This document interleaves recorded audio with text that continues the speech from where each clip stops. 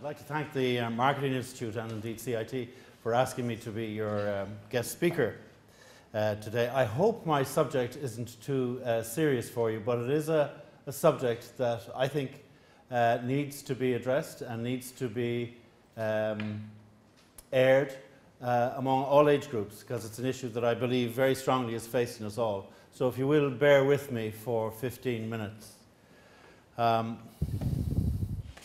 Freedom of speech and freedom of expression, we all approve of that. But we don't always remember that freedom to make up our own minds, each one of us individually, by hoovering up different streams of information, is the key to needing freedom of speech. If you think about it, if there's general consensus and everybody believes what everybody else believes, and we're literally all singing from the same hymn sheet, then freedom of speech stops being so important. One can speak for all. But if we want a diverse society, where you disagree with me, but like Voltaire, you'll defend to the death my right to articulate what you disagree with, then we need different strands of information reaching us, different ideas, data that's prioritized differently, different interpretations, different slants. And when we talk about diversity in media, we need to move away from talking about the vehicles that deliver the information as if they constituted diversity. In fact, what's important is the information itself, not what carries it. If we want to achieve variety of opinion and action in society, then that society needs lots of different streams of information, and that is important. But just as important is the provenance of that information, the quality mark of the information. Where does it come from? And how does it stand up to scrutiny? Right now, in this country, and almost everywhere else in the world, people have more information coming at them than any time in history. Someone told me recently that one edition of any of the major Sunday newspapers, for example, the Sunday Business Post, would have more information in it than a scholar in the Middle Ages would have encountered in the entire course of his life. And no, I'm not being sexist. As far as I can tell, scholars in the Middle Ages were nearly all men. The key difference between the information the reader of one of those solid Sunday newspapers chews through and many other sources of information is that the newspaper stuff has been gathered by trained professional reporters, filtered by trained professional editors, considered in some cases by lawyers, sub-edited, double-checked before it arrives at the reader. And that's simply not true of all the competing streams of information. Information coming from newspapers has provenance. Information coming from radio and TV, although often I have to say picked up from newspapers, also has provenance. We know where it came from. We know that if it doesn't stand up, someone will be made to pay, either financially or through losing some of their individual or corporate reputation. That's not always the case with new media. The urgent question facing all of us is this: what importance do we put on the reliability of the data we consume? What value do we put on information that is professionally and properly gathered and professionally and properly edited, where there's an audit trail producing a provenance as against stuff that just appears, stuff that may be immediate and exciting, stuff that may or may not be good stuff. Just because it doesn't have a provenance doesn't mean to say it's not good stuff. The problem is We don't know. If it was food, would you eat it? Mark Twain famously said that a lie could be halfway around the world before the truth got its boots on. And he was right, for his time. These days, a lie can be 3 times round the world, been fought over on 100 different blogs before the truth even wakes up. If, as individuals, as a society, we want trustworthy information, then we should greatly value the people and organizations that produce good information. We should be clear on what is quality information and what isn't. And that's not as easy as it sounds.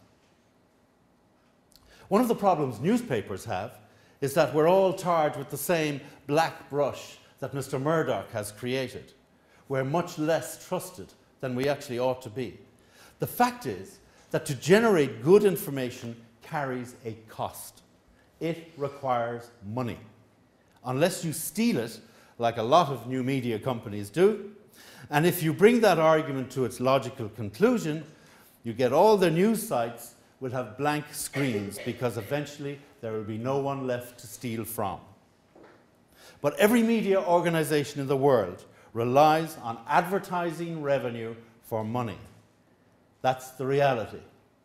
It's a given.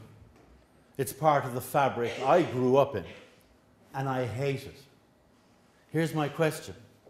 Is it right that we should rely on something as fickle as advertising revenue to support something as important as good information? The fact is that in the Western world right now, very many organizations that do produce good information are really suffering because of lack of advertising revenue. The standards and quality that they've always had are still there. We're only one example, but we're only one of thousands. We really do actually care what we put in terms of news in our papers, and relying on advertising revenue to support what is so critical, in my view, is frankly irresponsible. If you think about it, everyone who has an iPhone is potentially a publisher. I can publish something on this and nobody knows where it comes from. It's no big deal necessarily to be a publisher anymore. But if you put a high value on good information, then the publisher is important. I don't want to be the one that's shouting in support of newspapers, because newspapers are just one way of getting information across. But newspaper organizations are still the news agenda setters. And there's a responsibility when it comes to setting a news agenda. If we lose that, we're in danger of being in a world where there's information flying all over the place, where we genuinely don't know what's good information or what's bad information, because we're not prepared to pay for it. Newspapers make mistakes. Sometimes we're not as professional as we should be. For example, recently, in fact last year, it was found out using the Freedom of Information Act that Eamon Gilmore had 100 letters sent to him about the closing of the Vatican embassy. 97% of them were against the closing. This appeared in our newspaper and in several other reputable newspapers as a story to the effect that overwhelming numbers of people were against the Vatican closure, which wasn't necessarily true at all. The people who were against it wrote to Eamon Gilmore, 100 of them. The people who were against it didn't write. The story was not well handled by the newspapers. But you know something? Because I'm the 5th generation of a newspaper family, proud of what we do, I can stand and put my hands up and say, sorry, we got that one wrong. More to the point, I must stand up when we get things wrong in any of our papers or radio stations, because we take terribly seriously the reality that people make life and death decisions based on the information that we deliver. And reputations can be gained or lost based on the information that we deliver. It matters. It must have provenance. It must stand up in court, although I'd obviously be happier if we never got into court. Now let's be fair. And that's another thing in mainstream media we strive for, fairness. When it comes to views and opinions and different angles on different news stories, new media does deliver.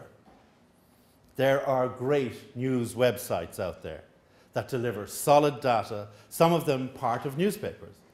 The question is not if new media can deliver or not, it does. What's missing is knowing what they deliver is good or bad, sourced or made up. New media gives huge opportunities to people to speak and to say what they want to say. But it can also give credibility to news that maybe shouldn't have any credibility at all. And in some cases, it can actually create a story. If you remember again last year, those English riots, for example, they were a new media generated phenomenon, a product of information going from pillar to post without mediation, without being edited, without a quality check. You're not going to stop that. But people need to be aware of what's good information and what's bad information. Ireland is a wonderful example of everything to do with media. Why? Because in Ireland we have got an awful lot right. But we also have a few things wrong. What's right is that we have a lot of press freedom. We have a lot of discourse. We have a lot of newspapers. We have a lot of radio stations. We have 3 television stations, most of them doing a good job serving different markets. On the negative side, we're the only country in the world that has a large number of non-Irish newspapers being sold in here. Thus, we have no influence over the agenda setting, if you accept that newspapers set the agenda. We have large numbers of overseas television stations beamed in here, but every country in the world has that these days. It is politically almost impossible for the television license fee at present to put it up so that RTE becomes a BBC. But it's actually what should be done. The Director General of RTE, Noel Curran, running RTE, must be almost an impossible job for him, because you're supposed to be a commercial animal and a public servant at the same time.